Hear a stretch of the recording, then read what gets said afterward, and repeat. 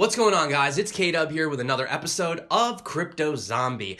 I hope that everyone's having a really great weekend so far. I know that I'm having a really good weekend. It's finally a nice day in New York. I'm about to go outside after this, turn off Blockfolio, and just go breathe in the fresh air because, man, I need it after these past 2 days, huh, guys? So I know that you are probably having a much better weekend just based off that because, wow, that dip that we saw yesterday was, well, the day before into yesterday was pretty crazy, guys. So, but here we are today. Not too bad. So Bitcoin sitting at around $7,000 currently with the market cap at $267 billion. It's actually gone up $1 billion since I started making this video because I just checked before. So that's really cool news, guys.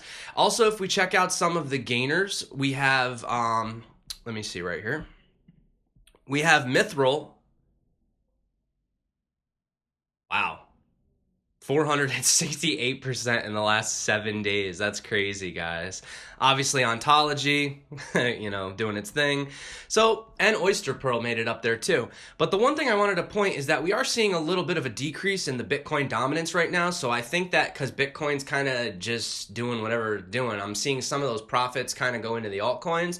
But I have a really good feeling that they're probably going to get put back into Bitcoin again, because if you look at the chart right now with Bitcoin dominance, it looks like it's still overall, even though we're in the dip, it's going up.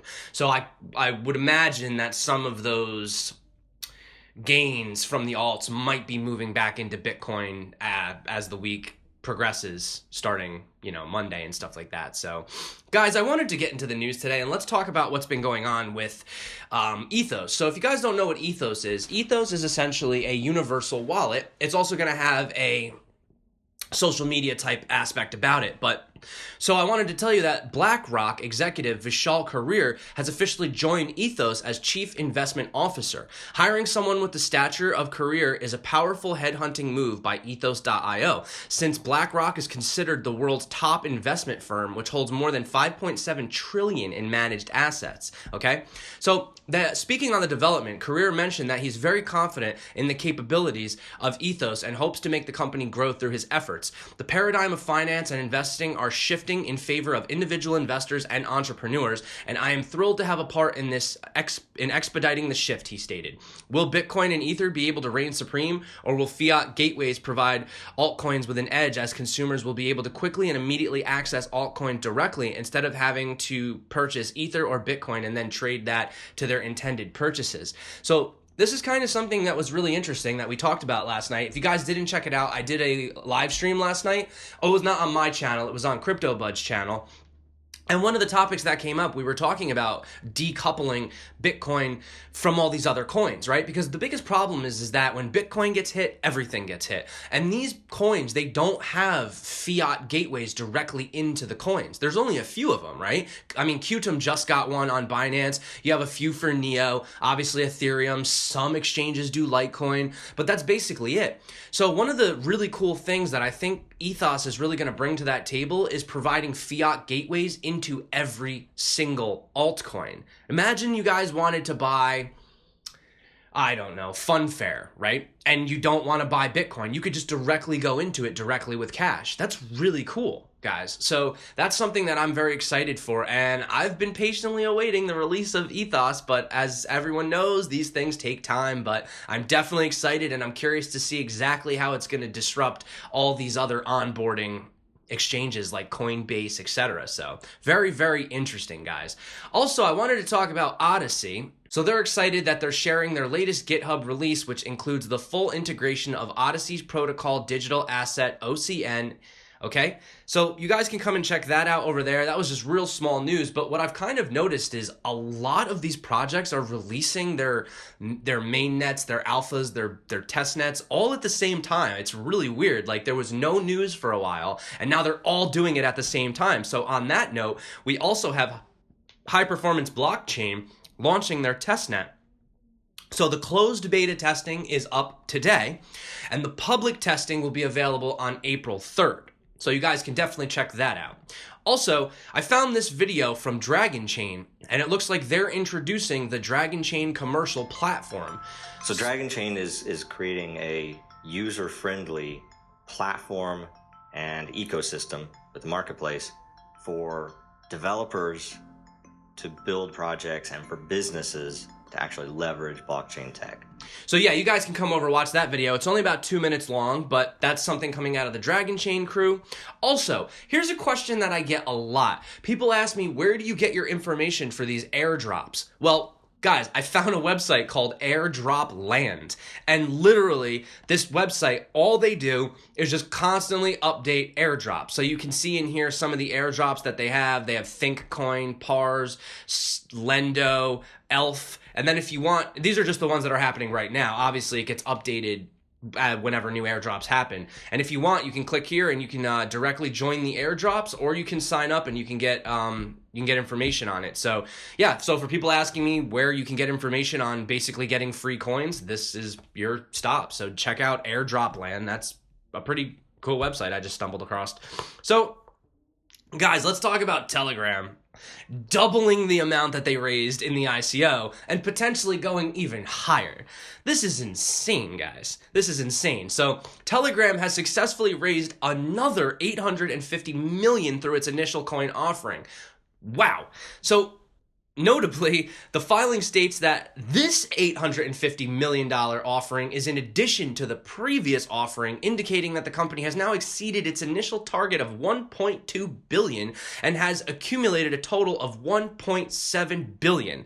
The issuers may pursue one or more subsequent offerings. As previously reported, Telegram may try to raise as much as $2.5 billion. Guys, that is so much money. What do these guys need that much money for an ICO? Well, here we go. They say the funds will be used to develop the Telegram Open Network, or TON, an ambitious blockchain meant to decentralize multiple facets of digital communication, ranging from file sharing to browsing to transactions. The issuers intend to use the proceeds for development of the TON, or Telegram Open Network blockchain, the development and maintenance of Telegram Messenger, and the other purposes described in the offering materials according to the SEC filing. Wow, guys, that's insane. That's insane. A $2.55 billion ICO, potentially, for Telegram. I mean, I like Telegram, I use it, but my goodness, guys, that's insane. That's crazy. That means if that coin ever comes out on Coin Market Cap, it's gonna be in the top 25, like as soon as it hits. So here's an article I also wanted to talk about. I actually highlighted a bunch, but I decided I'm not really going to go into this too much because there's a video you can watch. So I'd rather just link to it and you guys can watch the video. But we do have over here, this guy right here, Mr. Lee, all right, Tom Lee. And, he goes on to talk about why he thinks that cryptocurrencies are really prevalent and how they can actually be used. And he talks about the difference between the baby boomers, the millennials, and how nowadays, you have people in their 20s that have grown up with Facebook, Uber, online dating, Instagram, crowdfunding, and of course, Bitcoin. So these kids now, or even the millennials that are in their 20s, etc., when I was younger, I kind of saw the transition. Like, I had VHS tapes, I had cassettes. Not everybody had a cell phone back in the day, and I saw that transition into now, the smartphones. I watched it go from, VHS to CD, DVDs to MP3 players to everything on the cloud. But now these newer generations, they don't know that. That's in the history books, right? So he seems to think that digital currencies and things of that nature are less obscure, less strange, and could be something that makes a lot more sense to these newer generations. Like, yeah, digital money. Yeah, why not? Everything else is digital, right? So he provides this really positive analysis of why he thinks that cryptocurrencies are here to stay and why he's essentially bullish on them in long term. And you can come down here. I was watching this video. I kind of paused it right here, but if you guys want, I'll leave a link to that. You can check it out. It's about 23 minutes long, from Tom Lee, and it's a really, really informative video. I enjoyed what I watched so far of it. I have to watch the last portion of it, but the first set, like 3/4 of it, was really cool. So if you guys want, definitely check that out.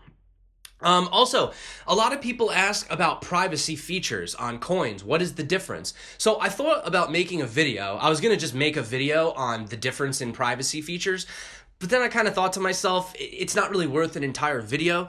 So you guys, if you want, I'll drop a link to this too. So people that want to really understand how privacy works and how you can utilize these different tokens, what the different styles are. So they have right here, when they talk about anonymity, they utilize coin joining, crypto note, ZK snarks, Mimble Wimble. And if you want, it explains to them like coin joining, that's when you mix a bunch of coins collectively and you kind of pull from all these different accounts. Not really technically private, but that's used by Bitcoin, Dash, Pivx, things like that. Then you have Crypto Note, ZK Snarks. They talk about Monero ring signatures. These are things we've seen, Zero Cash Protocol.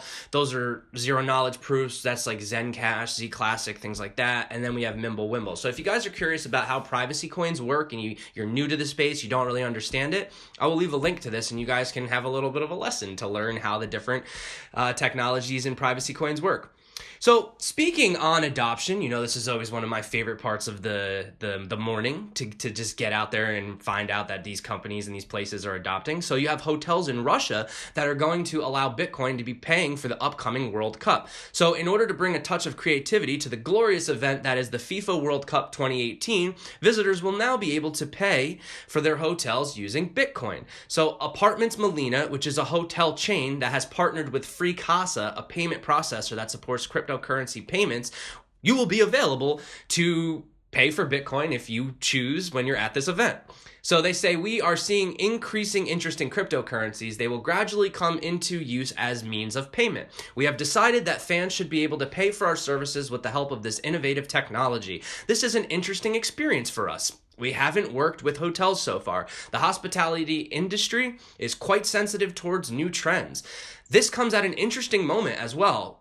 When Russia is mulling about the legitimacy of cryptocurrencies, it is expected that Russia will legalize the use of cryptocurrencies before the commencement of the World Cup. And we did see Putin back a couple weeks ago. He was pretty excited about crypto. They were concerned about regulation. They were worried, obviously, about the same thing that everybody else is worried about, the scams, obviously the taxation, because they got to get their cut. But ultimately, it does look like Russia is looking like they're definitely for crypto. And I know Putin himself definitely wants to be at the forefront, because these countries know that if you push them out of the jurisdiction, they're just going to go to these other countries like Singapore, like Malta. They're going to pull a Binance, right? So you don't want to miss out on this opportunity to get involved in the revolution early on.